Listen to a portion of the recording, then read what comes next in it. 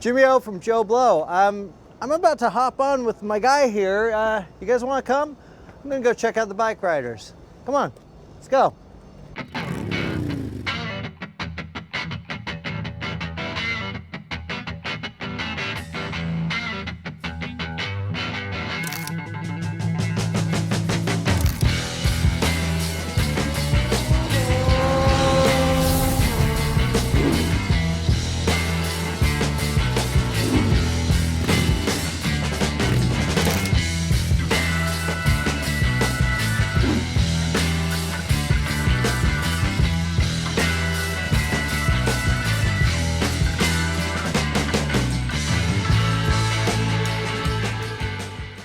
I'm such a fan of Jeff. I think he's just such a marvelous filmmaker. What does he bring for a show like this, a story like this for you? What does he bring? Yeah.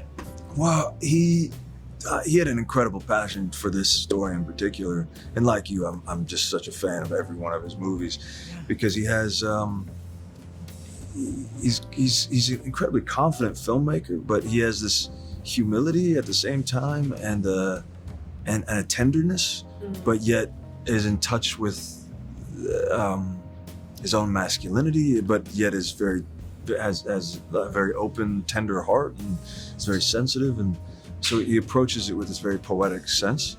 And then even in the midst of something like this, then he's able to capture the grit and the grime of the motorcycle world, but yet have the tenderness and I think his decision to make the film through Kathy's eyes was brilliant.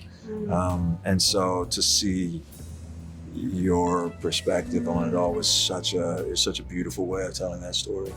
I think Jeff as well is like, he's just so character focused. You know, like you watch his films and they're like aesthetically very beautiful and pleasing, but like ultimately it's always about the kind of the narrative and the emotional truth of the characters. And so when you kind of take on something like this, where there's like, it's a huge ensemble piece. And I think something that struck me when I left the theater, having seen it for the first time, was like, I was so invested in each individual character because we'd spent such an amazing amount of time with them and they were so nuanced. Jeff's great. Yeah. Well, I'm watching your character. I feel I kind of got a Karen from Goodfellas vibe. You know, and really marvelous performance. How did you find the voice, everything? This is good stuff. Yeah, well, I think that, I mean, there was definitely a kind of very masculine element to Kathy in a sense. I felt in the way she held herself, but also how she had to hold herself around a lot of these men, you know. She was very confident, she was very strong. Before I started, I was given like 30 minutes of audio of her being interviewed by Danny Lyon in the 1960s, and she had a very distinct accent, cadence, and to me, like, felt like a very integral insight as to who this woman was. So I really wanted to be able to kind of explore that in the film, and Jeff was in kind of huge support of that. So she was a really fun character to play. And the bikes, man. Like the bike. Are you ride? Yeah. How long you been riding? My dad put me. I mean, I'd been on the back of his since I was a tiny child, but then when I was about 15, he taught me how to ride a motorcycle, but never on old bikes. And then in this, I'm on a 65 Panhead, and so I got to really learn that bike in the course of this. Your favorite bike?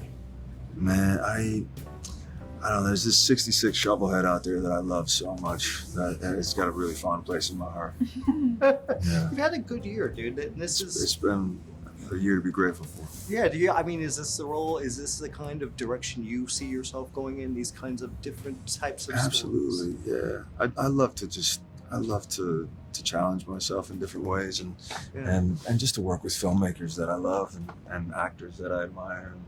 And, I feel very lucky. I'm thinking of starting a writing club. Why? All those clubs do is sit around talking about motorcycles. That's what we do.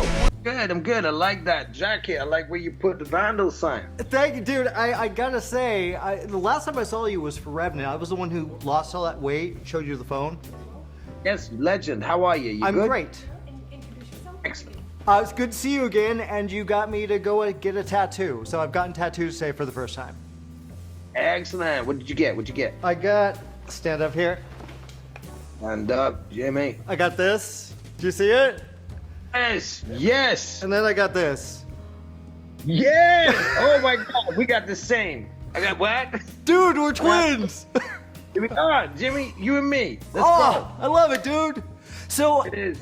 dude, Tom, I love the You have fact better that. hair than me. I have much worse hair than you do. You have better hair though. Well, you can work on it. You can grow it out, man. I'm not working on your hair. You work on your own hair. I'm working on mine right now. That's very rude, Jimmy. I think you look awesome. Fuck out of here. I think you look awesome. Thank you. Dude, how long you been riding? When was the first time you got on a bike and said, "Fuck yeah, I love this"? I remember getting on the bike thinking, "Fuck yeah, I love this." I remember I got on the bike and I was like, "This is dangerous."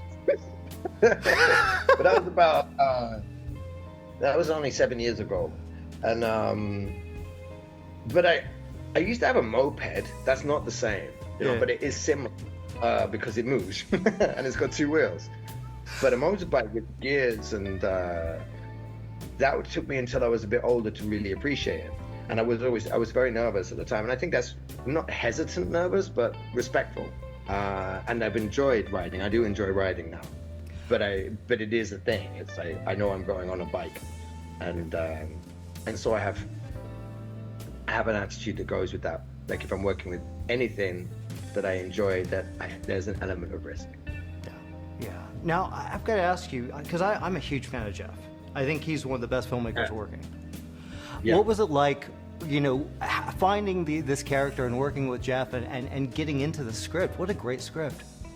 Yeah, yep, brilliant. And the way that he's also implemented verbatim, I don't know what you call it, but like verbatim theater is where you literally take the recordings of a real person and put them on stage. Yeah. So it's not even twice removed. It's just, through the conduit of the performer, another person's exact spoken word, which, specific to Kathy, specific to Zipco, and a few other characters in there, I think is a magical alchemy for a piece. And then also within it, there's a drama too, and social political undertone, and then also you have a reverie on nostalgia, I suppose, of a period of time, and also what it's like to be part of something when it's good before it goes rotten. Exactly. There's a lot going on with Jeff. Jeff is a very, very, very talented filmmaker. I would say he is one of the best for me, and I enjoy working with him as well, which is a bonus. And long may it continue his work, because it's a really fresh voice, isn't he? Talent. Yeah, it feels like he does something that a lot of filmmakers don't do. That he relies on the character. He relies on the story, as opposed to let's make the biggest special effects we can. Yeah, that's legitimate. But then, in defense, you have to kind of look at what's available, opportunity-wise. So, and I don't think it's like a voice, is it? It's like, what do you say for a director? A fresh voice. It's like they have a fresh set of eyes, or a fresh, a nuanced observation, witness of life and depictions, through the. I don't know what that is, but it's beautiful to see nuanced, character-led story depicted in quality, in prestige. Packages which are known as films, make it to not a cinema, or what we call a theater, like at all. That is a miracle. That's not to say the big action popcorn movie journey rides do not have their position. They do, and there's an art to those too, actually. For sure. A filmmaking art and a movie making. We can look back at Industrial Light and Magic and go back to some of the amazing magic that can be done within cinema. Well, but you're right. Yeah, I think you don't. You have the best of both worlds, though, right? I mean, you get to do it all. I'm confused by all of it. Yep. I'm trying to find out how it all works. I'm I'm in the middle of there trying to figure out if I'm part of it properly or, you know, just another fad. But yeah, I do get to I have been fortunate enough to try out lots of different fields of operational sort of output for what, you know, is acting, writing, directing, performance, and different layers of the cake that is entertainment, I guess, or art or films, you know. And just because something is perhaps in inverted commas for a massive audience, there is an absolute art to that. When that is done properly, that is also a thing of magic. I mean, Fury Road, for example. I mean, not necessarily my part in it. Mel would have been better, right? But like, as a piece, that you know, that is what it is. Okay, and then you have another part of the cake, you know, and another slice of equally importance to those of us who love film and stories and acting and writing. You know, you have Jeff doing his work as well. I couldn't say, well, I could live without that. I mean, I can say that about art house films. I can say that about big blockbuster films. I could live without some of those, all of them, right across the range. But I'm glad that all of them exist. You don't belong nowhere else, so they belong together. But you're the man in charge. I'm John. We're the Randos. I'm Ben. I like you guys. Jeff, what brought you on the road for this? Why tell this story? I was obsessed with Danny Lyon's book. You know, that's the real reason. And what Danny Lyon's book did was it showed the full breadth of a subculture. It showed you every part of it, the romantic part, but also the unvarnished part. And as a filmmaker who tries to tell stories about humans and how they work and how their brains work, that's what I saw in that book. Not to mention, it was a badass 1960s motorcycle story. Now, how much did you go into like the stories of the real guys, the real stories there, or how much of it is made up? I mean, that's what took me so long to write it. I've been thinking about this thing for 15 years before I sat down to write it.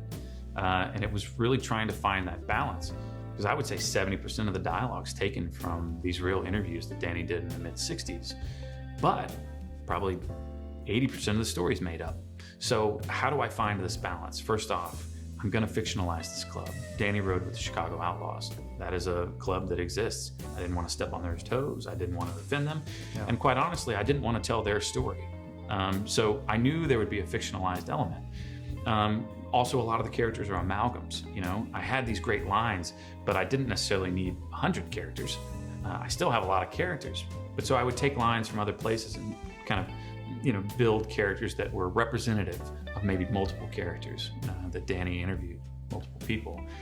So to be honest, we say the film is inspired by it because it absolutely is. To say it's based on, that's not true. But at the same time, it's this hybrid. It's kind of like a hybrid, you know, fiction doc. It's a really hard thing to explain, and it was a really hard thing to write.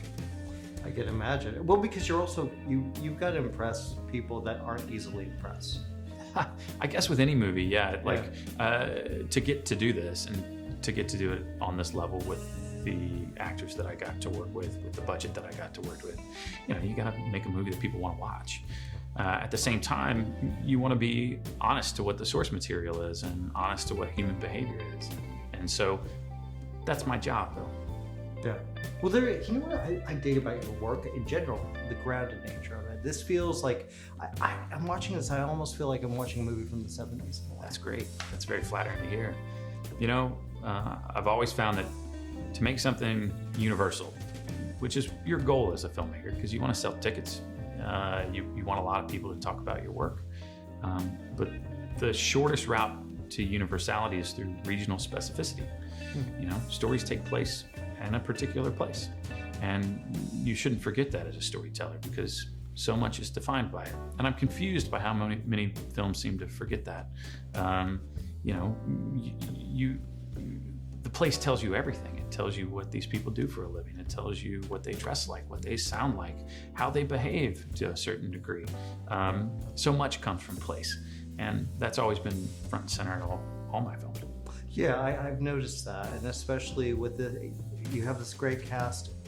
It really is kind of a love triangle, but I feel like the club is the Well, it's interesting, when we were getting into the final editing process and, the studio starts to come in and have their thoughts, the idea is, well, could you cut that one monologue or could you cut that other piece over there and just focus on the A storyline, the story between Austin, Jodie, and Tom's character? And you absolutely could. You could make a movie that really just focuses on those three, but that wouldn't be representative of what Danny did. Danny gave you the full breadth of this outsider culture. And in order to get that, you need all of these characters. You need all of their points of view and kind of to see how their brains work. And it was really important to me that the script felt that way, but also the film maintained that. That we kept all these kind of what seemed like tangential stories, because once you add it up to a whole, that's what you're getting, is a whole view of a subculture. Your boyfriends are getting into trouble. What the hell were you thinking back there? Nothing. I saw you squaring off with them guys. What do I need to think for? Yeah, you and me, kid.